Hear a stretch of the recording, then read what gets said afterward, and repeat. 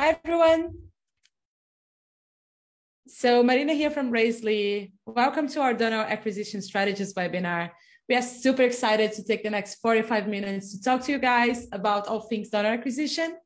So yeah, let's just wait for everybody to join us. And I'm gonna just quickly share my screen. Here we go. And while we do that, while we wait for everyone to join, why don't you go ahead and you can start introducing yourselves at the Zoom chat. So you can write down your name and your organization, maybe where you're from, so we can take a quick view of everyone that is with us.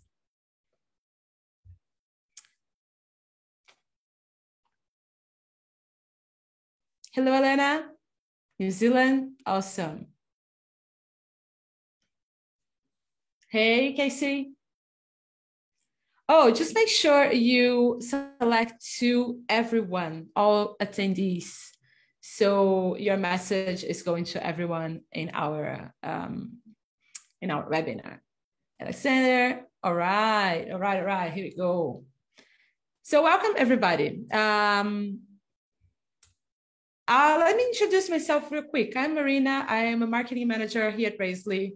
And as a marketing professional, my experience has been mostly in tech startups. So I'm thrilled to have the opportunity to learn more about donor acquisition with you as well.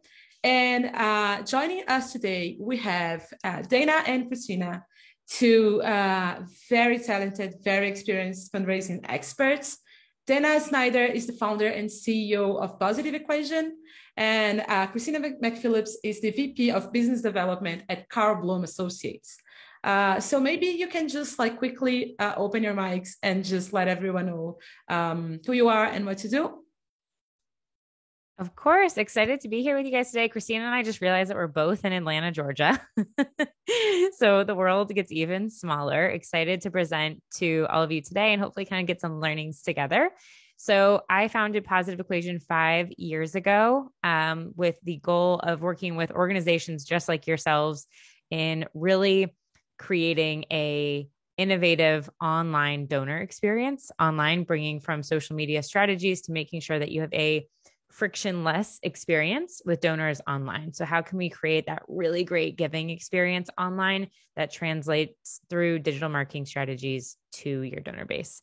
So everything I do, my sweet spot is, of course, social media advertising, spend a lot of time with Meta, AKA Facebook and Instagram. I love LinkedIn as a thought leadership platform for nonprofits. And I spent a lot of time working with tools like Raisely and understanding really new, innovative platforms for nonprofits to integrate to make the donation experience better for the supporters that you guys work with. Awesome. Thanks for joining. Of course. And I'm Christina McPhillips, and I am a professional fundraiser, and I've been at it for about 15 years. I love what I do. I work for Carl Bloom Associates, and we are a fundraising agency that helps nonprofits bring those dollars in the door. We do direct mail and digital strategies, and we work with public media stations, so that's PBS and NPR in the United States, public libraries, environmental groups, Habitats for Humanity, and tons of other kinds of nonprofits. And then my job is really figuring out what new trends and products are available to nonprofits and how we can bring them on, learn about them, and share them with the many, many different kinds of organizations we work with. So I'm happy to be here today. I'm going to be the analog to Dana's digital, and I'm going to talk a little bit about direct mail. Awesome. So yeah, let's get started. Just going through the plan for today. 45 minutes can go by really quickly. So let's make sure we are on time. I'm going to start by sharing a quick word on Raisely, and then we can start the discussion. But we make sure to have 15 minutes at the end so we can answer all of your questions. So feel free to drop them in the chat. We have Helga, we have Georgie helping us here to collect all the questions and make sure we answer all of them at the end. So yeah, let's start talking about Raisely really, really quickly. We are a fundraising platform, and we are a global, mission-driven remote team. Also a proud B Corp. We have the purpose of impacting the well-being of the people and planet baked into our constitution. And in our history, we have also helped charities raise more than $200 million using our platform. This is a very exciting week because last week we just released our new website, and it's entirely built on Raisely. So this is what our platform can do. I'll really quickly show that to you. So this is it. You go ahead after the webinar and take a quick look. But yeah, just to say that we help you create amazing fundraising websites and campaigns, fundraise whatever your campaign is, or appeal, or maybe a peer-to-peer campaign. You find the features to do it with Raisely, and also grow your charity and your online fundraising with features like built-in CRM, automatic email and SMS and messages, and you name it. So going back to our subject for today, which is donor acquisition, I just wanted to highlight a few of the relevant tools that might help you leverage your donor acquisition with Raisely. So we have a couple of integrations that are really easy to do and that might help you acquire new donors. So Facebook Pixel, Google Analytics, Google AdWords, AdWords Pixel, and more. We recently also released automatic attribution tracking, which is exciting. So now for every action, you can see UTM parameters, Facebook cookie values, referring domains, and everything else, and we'll get there how to use it. We also have a few analytics too, especially a custom report builder, so you can get all this data and work on optimizing your donor acquisition strategy.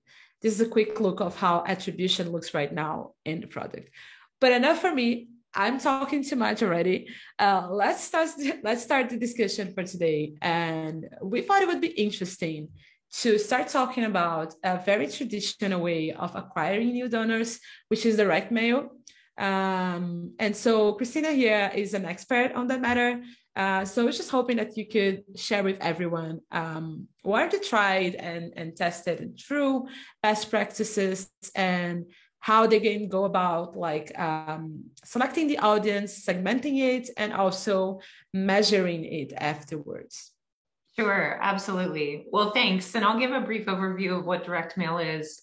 In the States and definitely in Canada, those are the areas that we work in.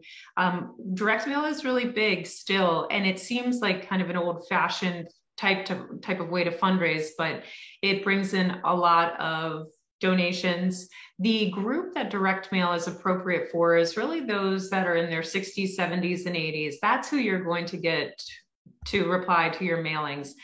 The reason, I know that's kind of a small group of people, but the reason that group is significant is because they are the group that has the disposable income.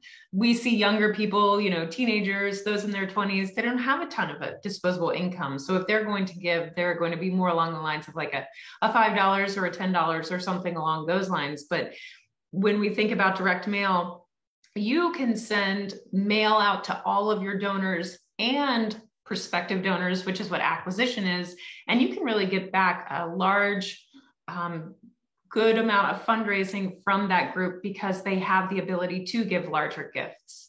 So I would say in the United States, we see donors giving about $100 average gift when they are giving through the mail. And what we also see is that sometimes someone will only give $100, but then when we do some analysis, or what's called a wealth overlay, there can be indicators that say that that person has the capacity to give so much more. So for us, the direct mail program is really a way to bring in donors at a giving level that's comfortable for them. And then you see them be asked again and again and again, and they give larger gifts as time goes on. So maybe they become major donors, or maybe they become a planned giving donor where they leave you in their will or their estate. So for some groups, they think of it as a feeder program for other departments of their nonprofit, and they'll give these, new donors that they've acquired through the mail, they'll give those names to a major gifts officer who will then call that person up and start a relationship with them. So let me dive in just a little bit. I've got 4 slides, 1, 2, 3, 4, 5 slides where I'm going to show you a little bit more about direct mail, and then we can talk about other parts of it. So with direct mail, specifically with acquisition, you're looking at your own geography. Where are you recognizable? Where do people know about you? So I've highlighted the city of Philadelphia. If you were a nonprofit in Philadelphia, you would want to be mailing within your service area. And so that means where people do recognize you. You wouldn't want to mail into another state. That would be wasteful. And people might go, well, I don't know this nonprofit, so I'm not going to make a donation. So you mail into your own geography. The traditional way to rent these acquisition lists is we used to take people who were on certain magazine lists. So perhaps they got Ladies Home Journal or Redbook or something like that. You would rent names from magazines from other associations, professional associations, or other nonprofits. And that's it's an effective, but a little bit of an old-fashioned way to find prospective donors in your area.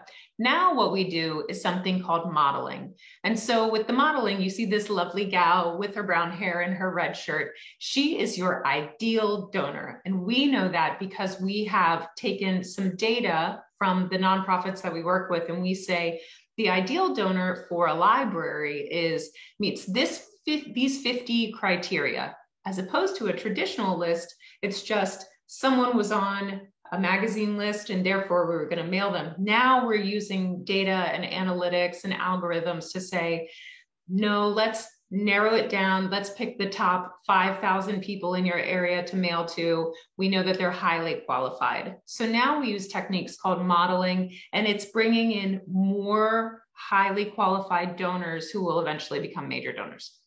Okay, next slide. Just a little bit about the acquisition list strategy. Your goal is to really kind of fill your cup with high quality prospects. So we always, step 1, look at your geography. Step 2, we look at those models. We talked about that perfect donor. And step 3, we'll go down the line and we'll just rent some of your traditional lists from magazines and that kind of thing. That fills the rest of the cup. Then you do your mailing. And on the next slide, I wanted to show a little bit one of the mailings that we've done. So this is for a food bank in Philadelphia that we work with. Their name is Share Food Program. This is the letter that we've written. We have been writing direct mail letters for nonprofits for 46 years, and we've tested a lot of different things. We've tested black and white photos, color photos, where the logo goes, how long the letter is, how short the letter is.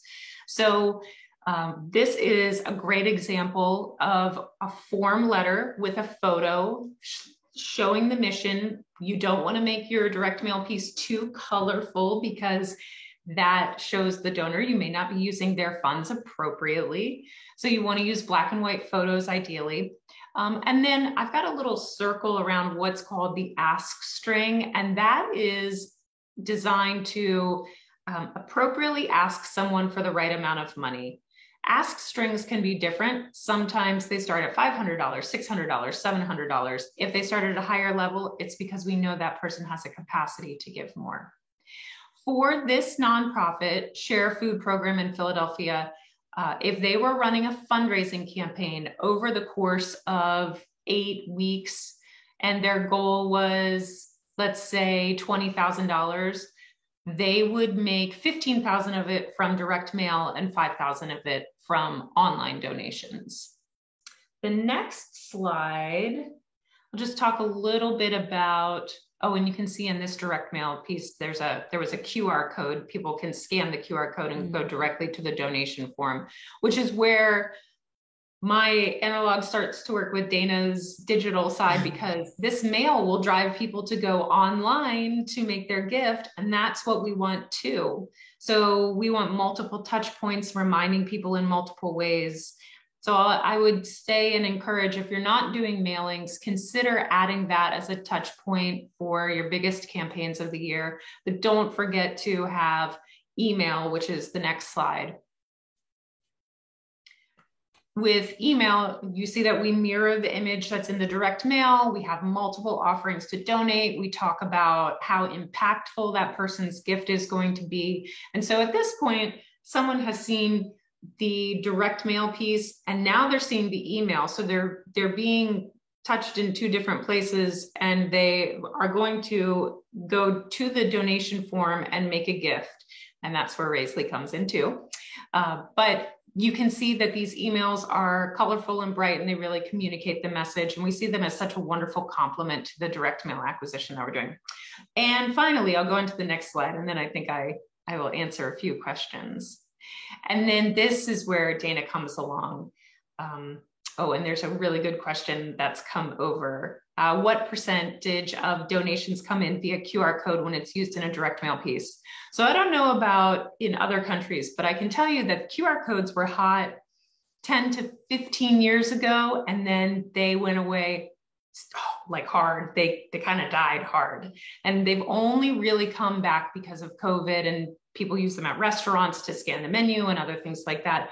We have only started putting QR codes back on our direct mail pieces within the last 12 to 18 months. We're seeing, it's probably fair to say maybe 2% of gifts from the overall campaign. So pretending that a nonprofit was trying to raise $20,000, maybe 2% of gifts are going to get scanned, and then someone's going to make a gift that way. But hey, it doesn't cost anything extra to put a QR code on your direct mail piece. So I say go for it anyway. And then finally, this is where the direct mail leads so nicely into the digital portion, where you have Facebook ads that run at the same time. You have a lovely donation banner on your homepage. You make sure that your website is mobile friendly and your giving processes are mobile friendly. And with that, Marina, would you like me to pause and answer questions, or hand it over to the lovely Dana? Yeah, so we're basically talking about building a journey, and you have multiple touch points where you're asking for a donation. Would you do that as like a linear journey, or it can be mix and match the touch points that you're trying to have with your potential donors? Great question. I'll use the months of November and December as an example. Pretending it's November 15th, and I'm sorry, in the US, our biggest giving time of the year is November and December. That's where people start to get they make their year-end gift, and they can get a tax receipt, and they have a deadline to get that donation in to get that tax receipt for the tax year. So in November 15th, you would have your first direct mail piece go out.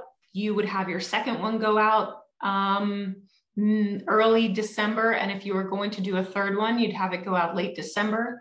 You would have multiple emails going out early November, mid-November, end of November into December, and really hitting home, really increasing urgency around December 31st. And at the same time, you'd be running your online ads, your social media ads, so that people are seeing your message on all platforms. They're receiving the direct mail in homes, they're getting something in their email inbox, and then they're seeing stuff on Facebook, Instagram, and Google. Awesome. So since we talked about running ads as well, I wanted to ask you about Google Grants. So yes, we know that Google have grants for nonprofits, and I know you at Karl Bloom Associates, you help charities get it. So maybe just let everyone that's here with us know how it works just quickly, so we can touch on the subject. Yeah, absolutely. Google Grants are free money from Google to advertise on their platforms. So it's $10,000 a month. You do have to be a certain kind of a true nonprofit. And so I know in the US, universities and healthcare organizations like hospitals are not included in this, but everybody else, free reign, go grab a Google grant. You do have to apply for it. And then you have to manage it properly, but you can spend up to $10,000 a month on free ads, display, search, things like that, helping yourself come to the top of a Google search. If you've got a fundraising campaign or you've got another initiative that your organization is working on, a Google grant I like to think of it as the first step in fundraising, in online fundraising. So it's something to look into, and please let me know if you have any questions. Awesome. So we're talking about a journey where we have multiple touch points, and we're increasing the urgency and the awareness of this campaign. So I'd like to ask Dana to share with us a couple of things on social media. So she's a very experienced social media strategist. So where does social media fall on the donor journey? And what is the one platform that you can use? Is there a platform better than the other? I feel like when we talk about social media, it's hard to choose how to prioritize and like how to go about just making it all happen. It can it can feel a bit overwhelming. Yes. So from your experience, how do you work social media through that journey? Yeah, really good question. If you want to go, I'm going to quickly go through the slides that we have here, but the answer is it's everywhere. It's throughout the entire process. So I'm just going to outline like a typical donor's journey coming to meet you. So let's say if I was to come to you and say, hey, I work at Positive Equation, where are you going to go to research me? Likely either my social channels or you're going to go to Google. And then from there, you're going to click on probably my website. And I listed here a mobile phone for that because 90% of your users are probably going to be on mobile. Double check your Google Analytics to look at that desktop versus mobile, but I'm guaranteeing it's probably going to be on these devices that we carry around everywhere. From there, when I get to your website, either the two main calls to actions that you're going to have on your website are to join an email list of some sort, which ideally, please do not ask for the dreaded sign up for our email newsletter because no one wants to join another email newsletter. Have it be a value exchange. So have it be a video that they can download, or if your organization is around, oh my gosh, I don't know, it could be around homelessness and you have a resource of top 5 documentaries to watch about the problem that's currently happening, like something to download, to share, to give them more experience in what your cause is.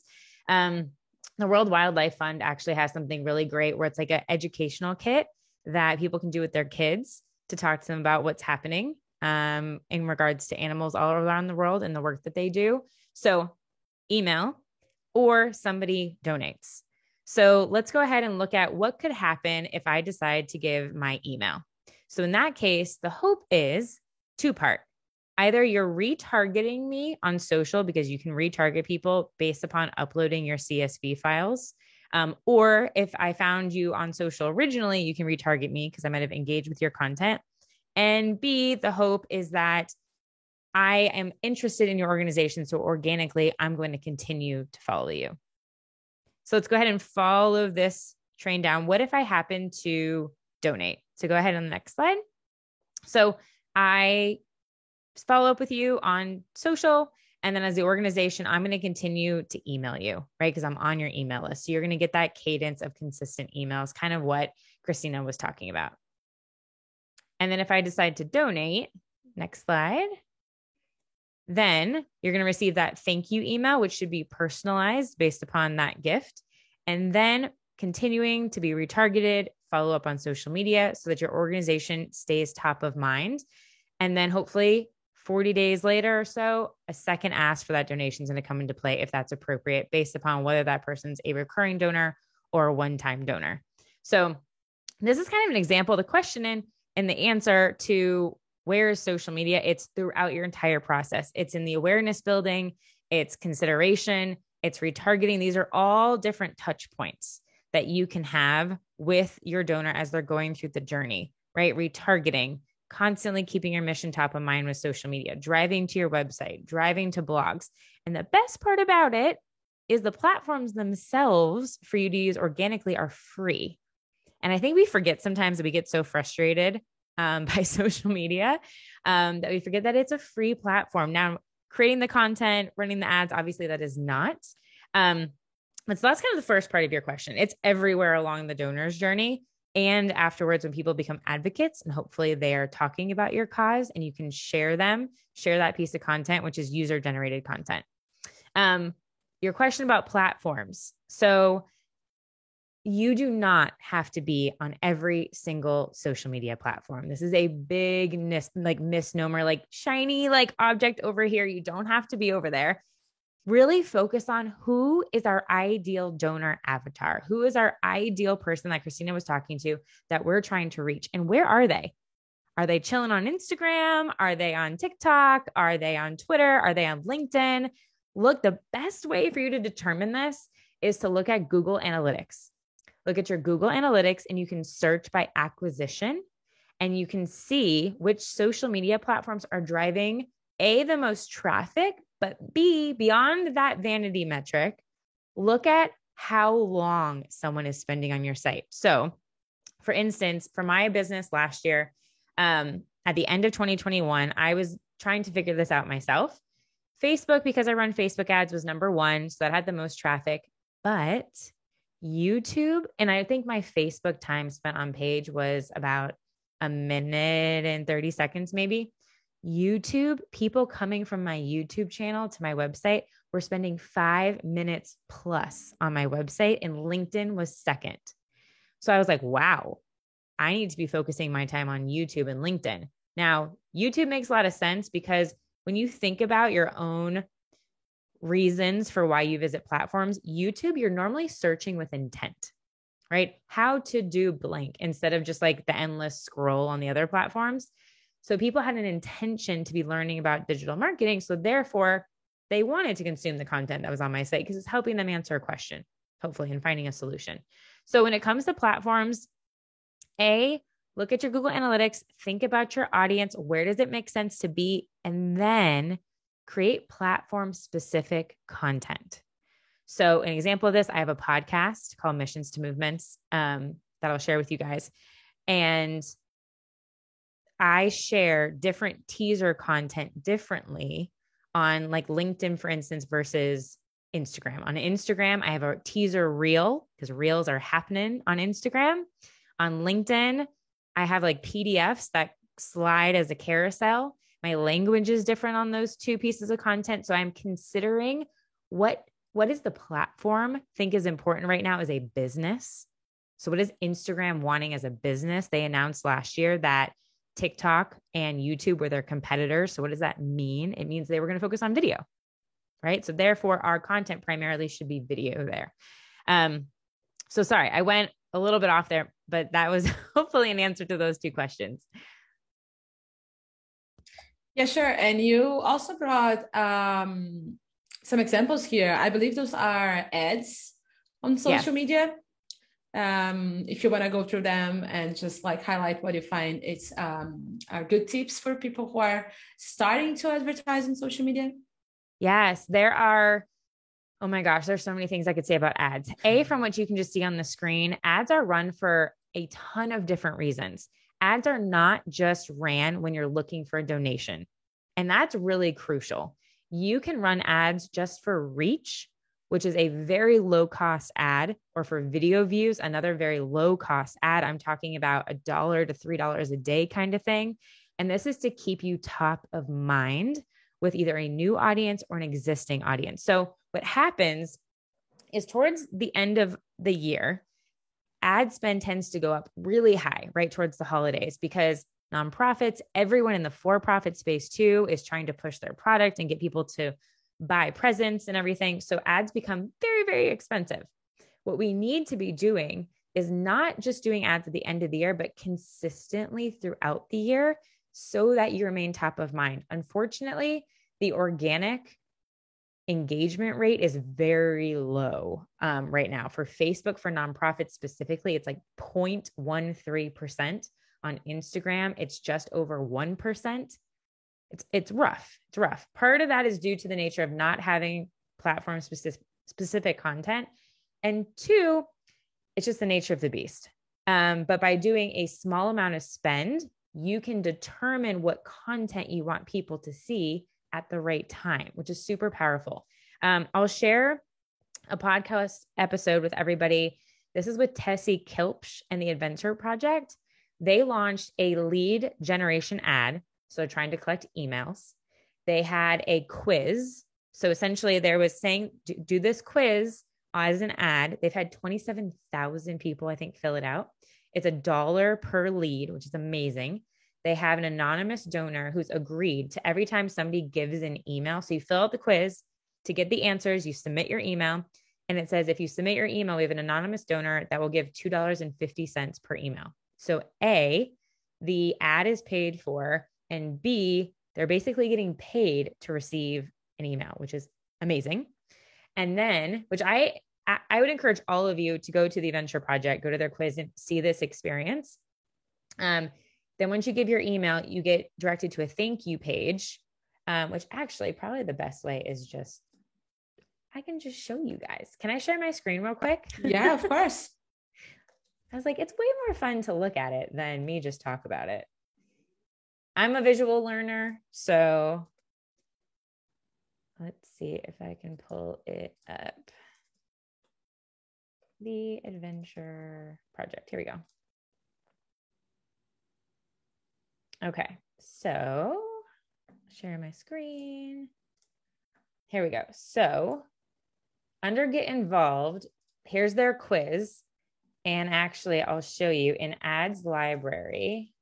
So Ads Library is a brilliant tool. If you don't know about it, this is where you can search for literally any ad that's running. So let's do the Adventure Project. It's a great place to get inspiration for ideas. Let's see if they still have it running. Yep. So this is it. So this is their ad. For every person who takes our 3-question quiz, an anonymous donor will give in your honor to help a woman in need.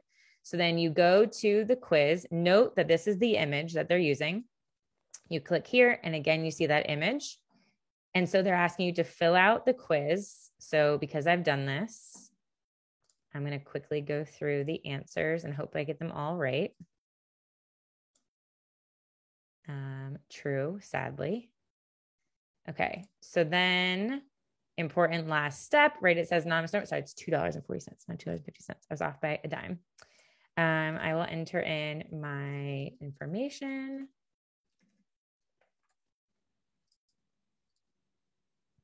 And then I get sent to this beautiful thank you page.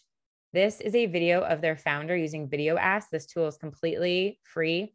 And then they have the ability here for you to give monthly, immediately becoming a recurring donor. Brilliant, brilliant. They have said they have more people converting with this thank you page than the email drip campaign that they do after the fact. So really important stuff there. What else was I going to say about ads?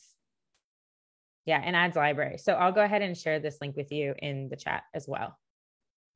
And one last thing, I have a download for everybody too. It's for scroll stopping social ads, and I break down, I just put it in the chat. I break down 4 ads and why I like the creative and the copy of what they did. And it's for 4 very different purposes.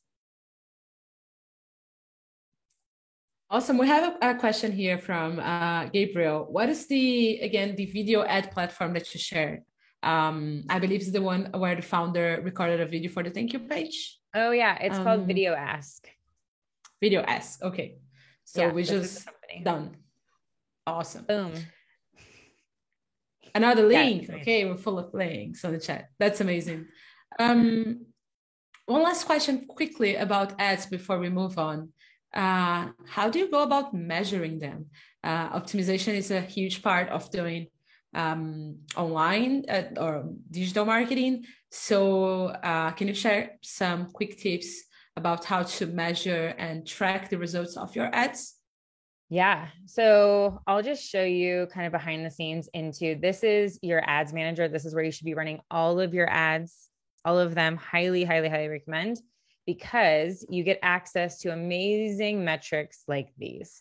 So the best part about ads is you get feedback. Now, mailers are a great addition, but there's no way to really tell unless somebody donates that they opened it. But with digital ads, like I can specifically see my reach numbers, my impressions, my cost per reach, frequency, how many times has one individual seen this post, how many people have clicked a link. If I was doing, let me expand my date range because I have some that are not just a reach campaign. Oh, not just March 1st. Let's do, there we go. Okay, so for example, this one was link clicks. So 143 link clicks for 62 cents. Now for this one, let me just move the chat is right over that. This was for awareness for my podcast. I was running a lookalike audience and I was testing different ad graphics and copy. This is where the testing becomes super fun. And you can use this testing to inform your website visuals, your direct mail content, because I learned really quickly. You can see 2 of these ads were turned off. Why? Look at the metrics. 48 link clicks, 70 compared to 19 and 6. So obviously these 2 were performing much higher. So this combination of this copy with this ad, and I was able to look at the cost per click. These are way less, 50 cents compared to over $1. And then let's see, let me pull one other metric. A big one that you want to know is your click-through rate. I could do a whole session on ads. Look at this, over 3 to 4%, which amazing. Anything over 1% is great these days. These were performing much better. So I was able to go in here and be like, okay, I need to turn these off. Now I know even like this one is performing the best. So I could say, if I was going to use this in email, I'm going to use this graphic with this copy that's most likely to resonate. So the power of ads is it gives you that data in order to be able to test and see what's working. Another thing I want to know is a lot of times I hear organizations say Facebook ads don't work. You need to look at the metrics, because if the ad has a strong click-through rate like that, but then nothing's happening on your website and you're asking for a donation, then the problem's on your website on converting there. It's not optimized properly. There's some sort of friction going on. An example of this is I worked with an organization on their mobile site, could not find their donate button, could not find it. And that's a problem. It was a big problem. So they were missing like 6 figures of donations. And they're like, we're not sure what's going on. And I was like, found the problem. And then once you can fix that, then test it again and see what happens. So the data is great because it allows you to become a little detective, essentially. Yeah, thank you for sharing. It's really, really fun seeing on your screen. So before we jump into the Q&A part of the webinar, maybe just to wrap it up, we talked a lot about different channels. We talked about journeys. We talked about touch points.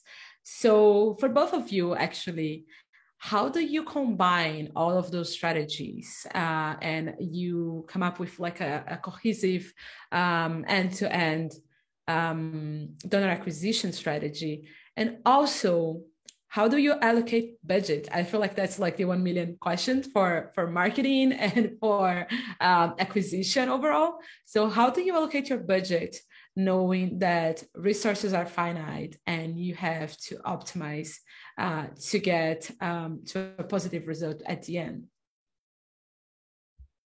Do you want me to start, Maybe Christina, Christina, you want to start? Yeah. I'll go ahead and say I'm definitely the more expensive ones of the of the options that you've got.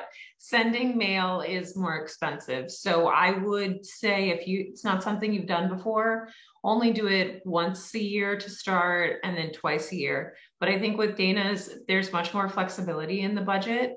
And as long as when you're doing mail, you are doing the social and digital side of things, then you'll see success. Dana? Yeah, I mean, that's a really good question. I would say if you do not have a social lead on your team, I cannot say that enough, get a social lead. I think in our sector, we try and wear this badge of honor of wearing multiple hats. And that's the same thing. I think I used to say, I've worked in the nonprofit and for-profit sector. And I think like a few years ago, it was like a badge of honor to be like, I'm so busy. No, like get yourself the help that you need. Talk to your board of directors, figure out in your budgets how to either part-time, contractor, an agency in some way, hand over the social responsibilities because if you don't like doing it, then it's probably not going to come out great. And it just requires so much time now. It's expected in the space. So try and make sure that a person is put in that role. And then the second question is, hey, person that's in this role, what do you need to succeed? Right? What do you need for a budget for ads? What would be great as a budget for, do we need a graphic designer? Or do you just need a Canva subscription, which is free, right? Ask them those questions because that will give you a greater sense of what do we need to ask for? What can we apply for in grants? What do we need to ask the board for? What are we fundraising for? Like it can give you that clear dialogue. And I, as a donor of multiple organizations, love to hear when they're saying we're trying to ramp up our internal team to really build awareness about our mission. You know about our mission, but we want to be able to focus more on operations. So plan it out in advance. Your social ad budget doesn't have to be huge. There are direct numbers. This is the great thing about ads too. Just to put another link in the chat, there's a site called Revelbot, and I'll just share my screen real quick as I share this. You can build an ads budget based upon what the approximate spend is right now, a cost for something. So if I go to cost per impression, which is reaching 1,000 people. So think about this in terms of a mailer, which is interesting. So to reach 1,000 people on Facebook, it costs you about $14. On Instagram, costs you about $10 to reach 1,000 people. Cost per, let's go to lead. So this is an email address. This is really high right now for Instagram, and Facebook is $11. But if that $11 turns into multiple gifts, then that's a great ROI because likely I'm sure they're going to give more than $11. So you can build out an ad budget by looking at some figures like this. But I would just say really it goes back to who's your audience, where are they at, where does it make sense to do spending, and test. You have to test and see what's going to resonate and what's going to work the best. And I know sometimes that's not the answer that people want to hear, but it's all seeing what's going to work the best. And then when something does work really well, it's like, okay, let's lean into that. Thank you. So we have a couple of questions for the Q&A, but just reminding everyone that this is a time to go to the Q&A tab and post any questions that you have, both for Christina or for Dana or for us about Phrasely. But we have a really interesting one again from Gabriel. I'm going to read for you. So he says that I've just started at a charity, which has been event heavy, and 35% of the revenue came from a peer-to-peer event in October. So no CRM. They just moved to Phrasely, and email is the main point of contact with the supporters. Any thoughts about working with direct mail? And they are in Australia. So thank you so much, Gabriel, to be awake and with us at the time of the morning.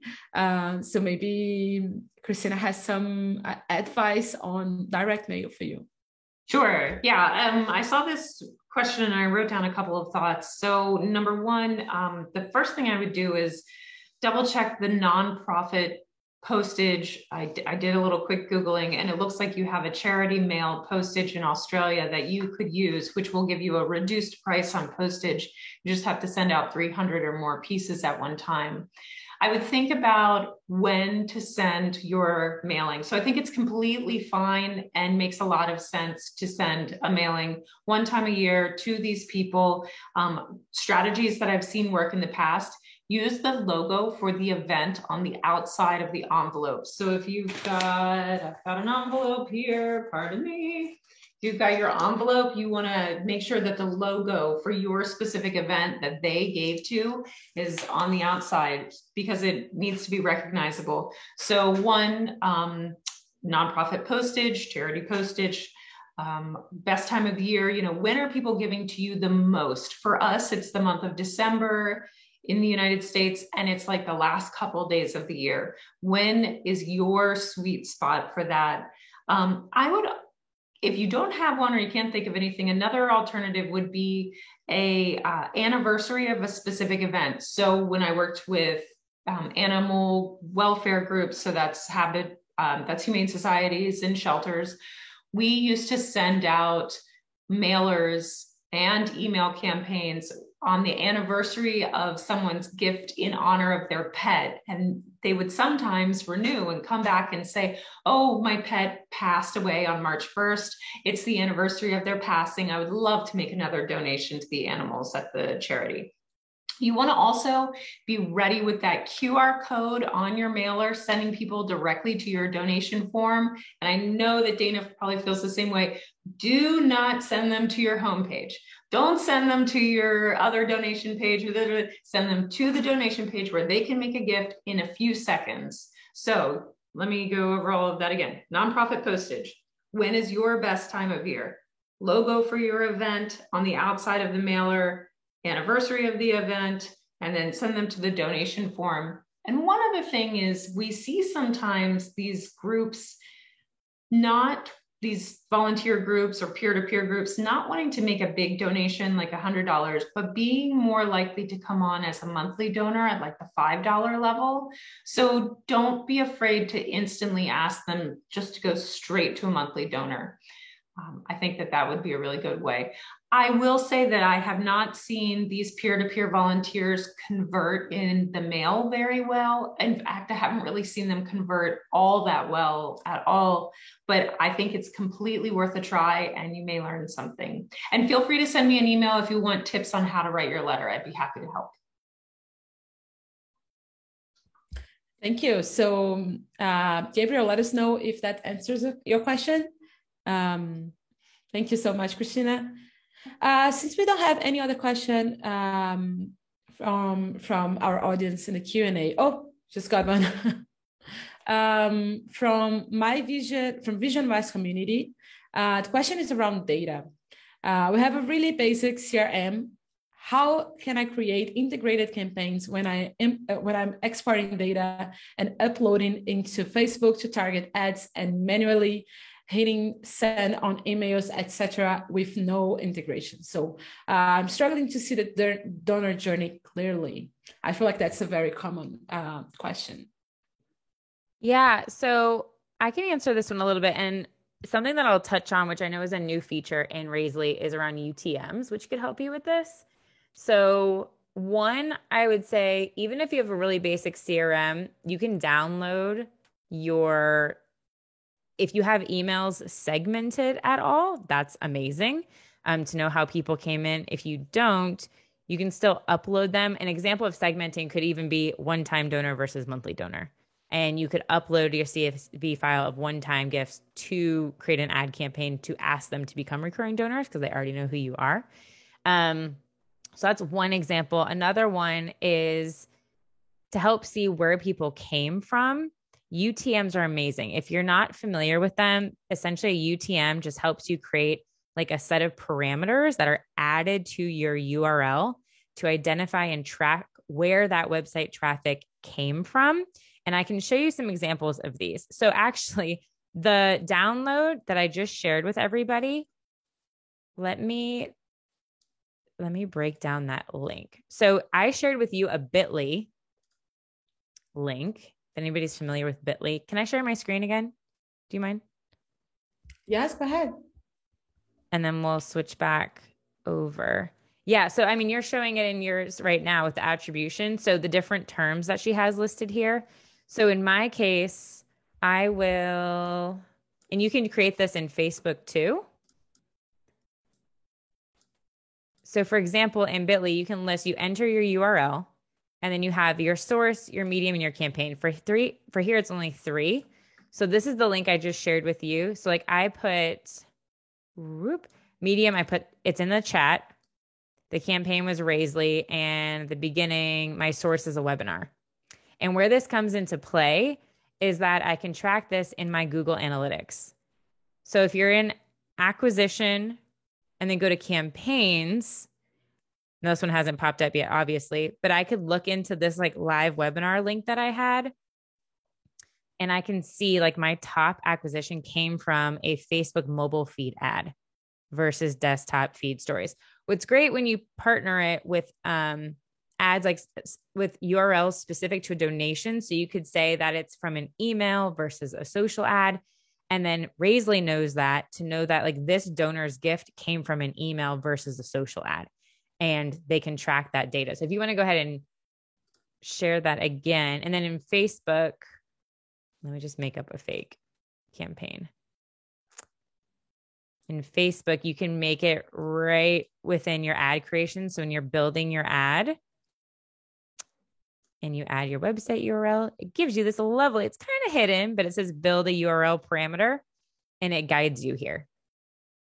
So you can fill out these fields and it gives you examples of what to put here, or you can just select it and it'll automatically generate for you. Great. So just reminding that if you are using Raisley, Sarah, you can access your EUTM data for every action. You can download reports with that. And also you can use UTMs for other links as well. So emails, make sure you drop links with UTM wherever you can and whenever you can. So you can refer back to that data later and find out interesting, I feel like points of connections that will help you understand your donor journey. We have a UTM guide coming in soon. If you are subscribed to our newsletter, you are going to get it. So make sure you keep an eye on it. And thank you, Dana, for helping out with this question. We have two more questions here, one from Alexander and the other one from Casey. And they are around suggestions for or strategies for post-event engagement. So first donation request and follow-up. How can we then retain donor and fundraising engagement, especially after a peer-to-peer event, I assume? I would say thank, and then thank again, and follow up very shortly after with like an e-newsletter of what your organization is all about and what the great things you're going to do are going to be because of them. And you want to make sure to use what we call you language. You're making it possible for us to achieve this. You've done this. You will allow us to. Because of you, we can now do these things. So I would really concentrate on the you language, thank as soon as possible. And I would not be afraid to ask them for a second donation very quickly. If you can get that second donation from them within like 30 days, they have just become a real true donor. They've really just converted to being one of your best donors that's motivated by your mission. And I would just add to that, if you have depending upon what your event is, if you have a recap video, we love to see ourselves and share that out and what we've been doing, right? That's why we take photos when we go on vacations. Like we want to show everyone, like, look at what we're doing, especially if they're giving and like being a good Samaritan and love your organization. They're going to want to share it from the rooftops that they just experienced this great event with you.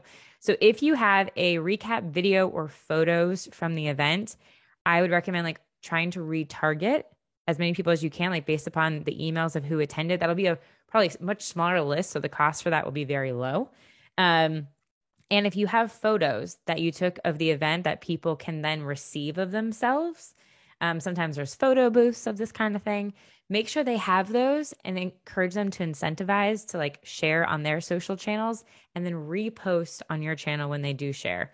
It just creates that sense of further like communication and relationship building online. Awesome. Love the tips.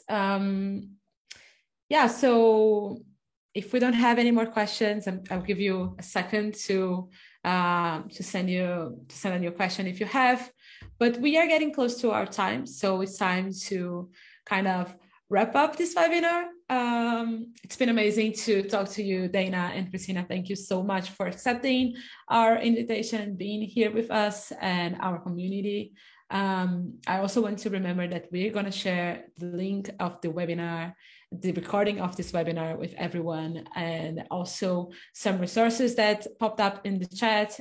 So you keep an eye on your email. Yeah, so thank you so much. We have our email here for support if you want to drop us a line, ask about Bracely, ask for help, or even ask for contact of Dana and Christina. That'll be it. Thank you for joining. Thanks for having us. Thank you. Been awesome. Thank you.